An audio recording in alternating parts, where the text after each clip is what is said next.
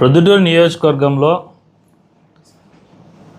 మాజీ శాసనసభ్యుడు రాచమల్లి శివప్రసాద్ రెడ్డి గారు సబ్జెక్టు తెలుసుకొని మాట్లాడతాడో తెలియకుండా మాట్లాడతాడో లేదు తనకు వైఎస్ఆర్ పార్టీలో జగన్మోహన్ రెడ్డి దగ్గర టర్మ్స్ తగ్గిపోయినాయి కాబట్టి కడప జిల్లాలో రాచమల్లి అనే వ్యక్తి ఒకడు ఉన్నాడు, రాష్ట్ర అధికార ప్రతినిధి ఇచ్చినాం కాబట్టి ఇంకా నోరుంది కదా అని చెప్పి ప్రెస్ మీట్లు పెట్టి మాట్లాడుతున్నాడు. ఆయనకు కొన్ని విషయాలు అడుగుతా. ఫస్ట్, ఓటు చోరీ జరుగుతుంది, ఓట్లు తీసేస్తారు, ఐటీడీపీ సంబంధించిన వాళ్ళు ఓట్లు తీసేస్తారని మాట్లాడినాడు. అసలు రాచమల్లి శివప్రసాద్ రెడ్డి గారికి ఫస్ట్ తెలియాల్సిన విషయం ఏంటంటే, ఐటీడీపీ అనే వింగు మా పార్టీలో ఓన్లీ సోషల్ మీడియాలో ఐటీడీపీ ప్రొద్దుటూరు అని ఒక పేజ్ ఉంటుంది.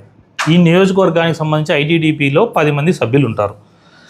వాళ్ళు సోషల్ మీడియాలో యాక్టివ్గా ఉండి పోస్టింగ్స్ పెడతారు. ఇప్పుడు ఐటీడీపీ ప్రొద్దుటూరు ఎగ్జాంపుల్, ఇప్పుడు మేము ఏదన్నా నీ మీద ప్రెస్ మీట్ పెట్టినాం, లేదా ఏదన్నా ప్రజలకు ఉపయోగపడే కార్యక్రమం చేసినాం, ఆ కార్యక్రమాన్ని ఐటీడీపీ సభ్యులు ప్రజల్లోకి సోషల్ మీడియా ద్వారా విస్తృతంగా తీసుకొని పోయే విభాగం అది. దానికి అసలుకు ఓటర్ల దానికి సంబంధమే లేదు.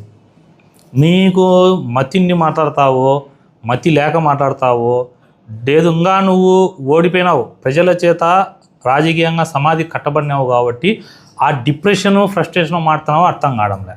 ఐటీడీపీకి ఓట్లకు సంబంధం లేదు, ఫస్ట్ తెలుసుకో. రెండోది, చీటికి మాటికి 2 ఏళ్ళు అయింది నేను అవినీతి చేసింటే సిబిఐ ఎంక్వైరీ పోయింది, ఏదో కడ్డీలు కొట్టేచ్చే సిబిఐ ఎంక్వైరీ అంటున్నావు కదా.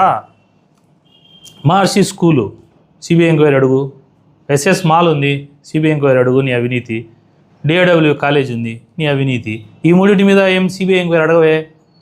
అంటే నీకు ఏదో ఒకటి నోటికి ఏదో వచ్చేది. గతంలో అంతే, ఎమ్మెల్యే ఉన్నప్పుడు ఈ నుంచి వైజాగ్ పరిగెత్తా పోయి సిబిఐ ఆఫీస్కి పోయి నేను లెటర్ ఇచ్చి వచ్చిన లోపల ఒక లెటర్ బయట చూపించావు.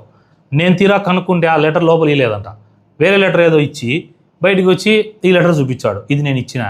ఎన్ని రోజులు ఈ గిమ్మిక్కులు, ఈ మోసాలు, ఈ టక్కర్లు, ఈ అబద్ధాలు, ఏది ఆ ప్రెస్ మీట్లో మాట్లాడే మాటలు ఏంది?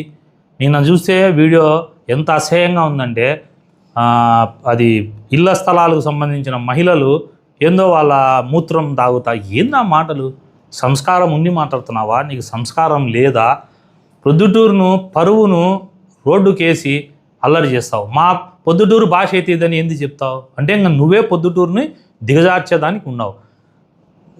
బంగారులో గోల్డ్ ప్రొద్దుటూరుగా ఉన్నింది. మైసూర్ నెంబర్ 1 దసరా ఉత్సవాల్లో మైసూర్ తర్వాత పొద్దుటూరు నెంబర్ 1 ఉంటే దీన్ని అన్నిట్లను తీసేసి మరో మకావు చేసినావు పొద్దుటూరును. గ్యాంబ్లింగు, మట్కాలు, నీ హయాంలో గ్యాంబ్లింగ్లు, మట్కాలు, జూదాలు, విపరీతమైన అసాంఘిక కార్యక్రమాలన్నీ ప్రొద్దుటూరులో చేయించి అప్పుడు పేరు పోగొట్టినావు. ఇప్పుడు ప్రతిపక్షంలో ఉండి ఇది ప్రొద్దుటూరు భాషలో చెప్తా ఉన్నా అంటే ఏంది? ప్రొద్దుటూరు భాష అనేది అంత నీచంగా నీకు కనపస్తుంది రాచమల్లు? నీకు నోరుంది కదా అని చెప్పి నీ ఇష్టం వచ్చినట్టు పొద్దుటూరు మాట్లాడతావా? పొద్దుటూరు నీ ఒకంది అనుకుంటున్నావా? ఇక్కడ మేము కూడా పొద్దుటూరులోనే పుట్టినాం. ఇట్లా నాలాగా లక్షల మంది ఉన్నారు పొద్దుటూరులో. వాళ్ళ మనోభావాలు దెబ్బతీసేటట్టుగా నీ ఇష్టం వచ్చినట్టు పొద్దుటూరు భాష అని మాట్లాడతావే అంటే నువ్వు చిల్లరగా మాట్లాడితే పొద్దుటూరులో అంతా చిల్లరోళ్ళు అవుతారా? నోరు అదుపులో పెట్టుకొని మాట్లాడు ఫస్ట్. రెండవది, టౌన్ బ్యాంక్కి ఈరోజు నీ వల్ల దివాలా తీస్తుంది. నువ్వు ఆ రోజు డబ్బు తీసుకొని నీ ఆ అవినీతిలో నీకు భాగం ఉంది కాబట్టి ఈరోజు టౌన్ బ్యాంక్ దివాలా తీస్తుంది.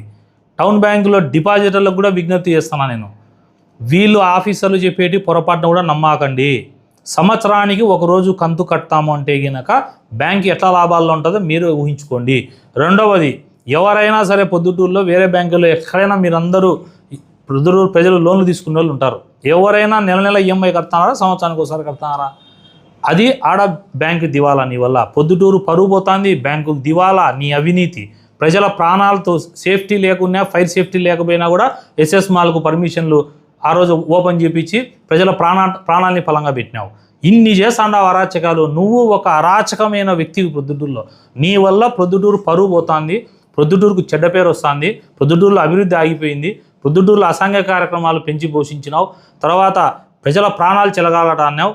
ఇన్ని రకాలైనటి పొద్దుటూరుకు నీ వల్ల నష్టాలు. ప్రొద్దుటూరుకు నేను చెప్పాలంటే నువ్వు ఎప్పుడు విముక్తి అవుతుందా అనుకుంటున్నారు, ప్రజలు నీకు విముక్తి చేసినారు. ఇంకా శాశ్వతంగా నీకు రాదు.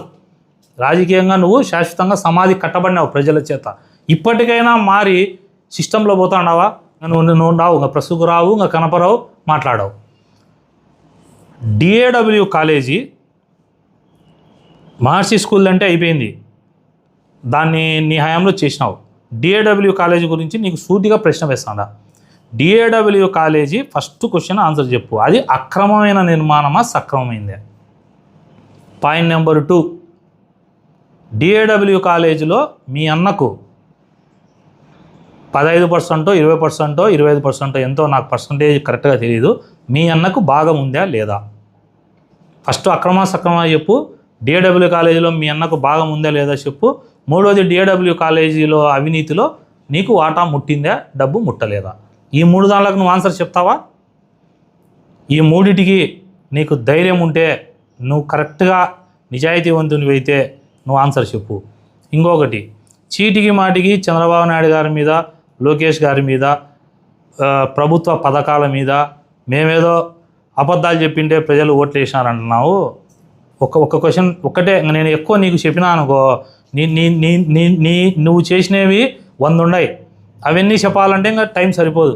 పోనీ ధైర్యంగా ఫ్రెండ్లీ పాలిటిక్స్ చేసేటోని అది కాదు. నువ్వు రా శివాలయం కాడికి రా, చర్చ పెడదామంటే ఒక రోజున వచ్చినావా? ఇప్పుడు కూడా నేను మళ్ళీ ఆహ్వానిస్తాడా. మనము డిస్కషన్ చేయాలనుకుంటే జగన్మోహన్ రెడ్డి ప్రభుత్వం బాగుందా, మా చంద్రబాబు నాయుడు గారి ప్రభుత్వం బాగుంది అని డిబేట్ చేద్దాం. నెంబర్ 2, నీ పరిపాలన ఎట్టుంది, తెలుగుదేశం పార్టీ ఇక్కడ ఎమ్మెల్యే గారి పరిపాలన ఎట్టుంది, ఈ రెండింటి మీద డిబేట్ చేస్తాం. నువ్వు రా. ఇంకా మూడోది, అవినీతి అసాంఘిక కార్యక్రమాలు, వీటి మీద డిబేట్ చేద్దాం. ఈ 3 మీద నువ్వు ఎప్పుడు శివాలయం సర్కిల్కి వస్తావో రా. డిఏడబ్ల్యూ అక్రమా సక్రమా చెప్పు.